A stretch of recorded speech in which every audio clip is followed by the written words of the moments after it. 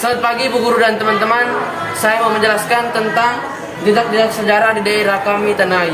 Jadi yang pertama adalah folklor lisan.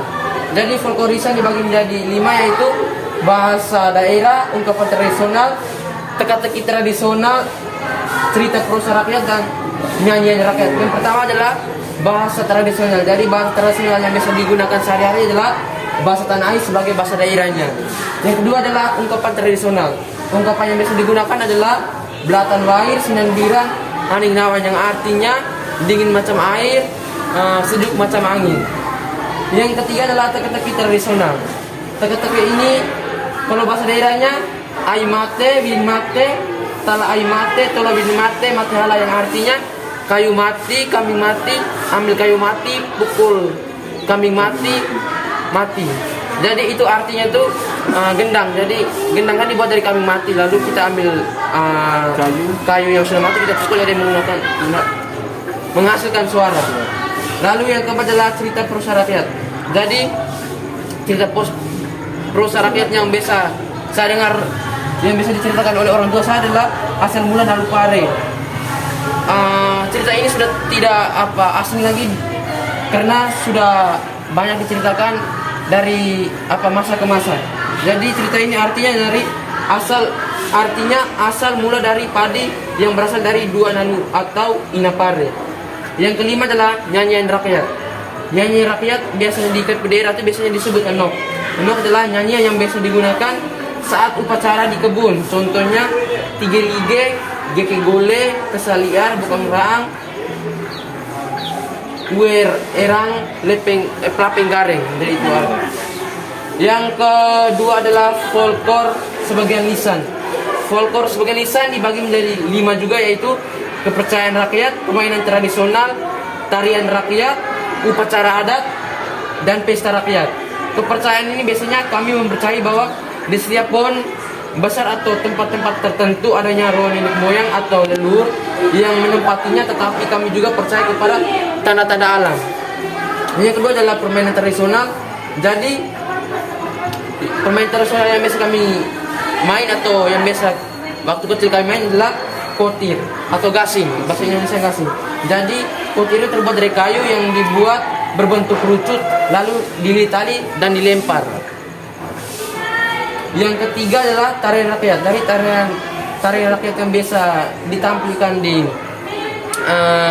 upacara adat biasanya tari legong, tapi di sini saya mengambil tari labit, yaitu tari untuk melindungi area yang berada di sekitar tempat ritus. Jadi ritus itu adalah ritus Grand Mahai yang biasanya dilakukan 5 tahun sekali.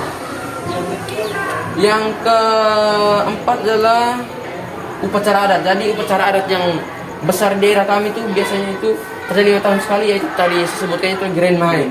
Jadi upacara untuk menghormati nian tanah Lorobulan yang dilakukan 5 tahun sekali. Jadi upacara ini untuk menghormati leluhur tertinggi atau penguasa tertinggi. Dan yang kelima adalah pesta rakyat, yaitu pesta untuk syukuran panen atau syukuran atas hasil panen. Jadi untuk upacara ini disebut patia, yang biasa disebut di daerah kami. Yang ketiga adalah folklor bukan lisan. Jadi folklor bukan lisan ini dibagi menjadi 7. Yang pertama yaitu rumah adat, kerajinan, pakaian adat, obat tradisional, mitologi, legenda, dan dongeng. Jadi yang pertama adalah rumah adat. Jadi rumah adat kami di sana disebut Natarwani. Yang kedua adalah kerajinan. Kerajinan yaitu kalam Bali, yaitu daun lontar yang dibuat dengan ayam jasen. Oh, gulai. Ayam jasen. 3 adalah pakaian tradisional.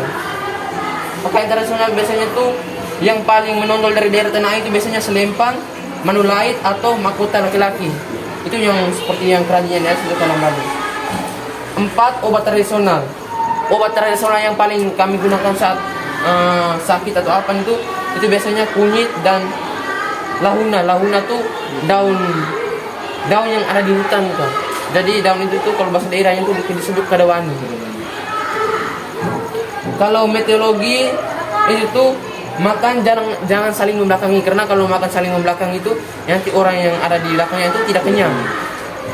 Terus legenda manusia muncul dari dalam tanah. Ini tuh legenda dari daerah kami Tanah Air. Jadi manusia tuh dipercaya bahwa dia muncul dari bawah tanah.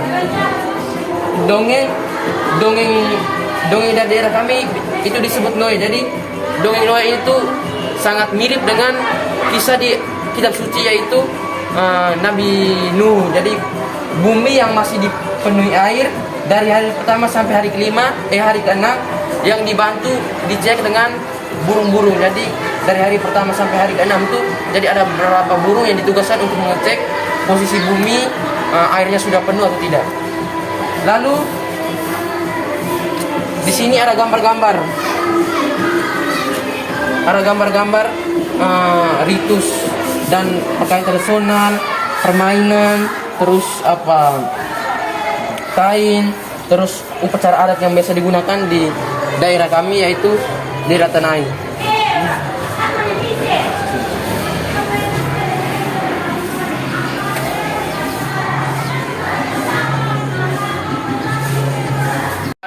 Kami dari kelompok Pibolamen mengucapkan terima kasih.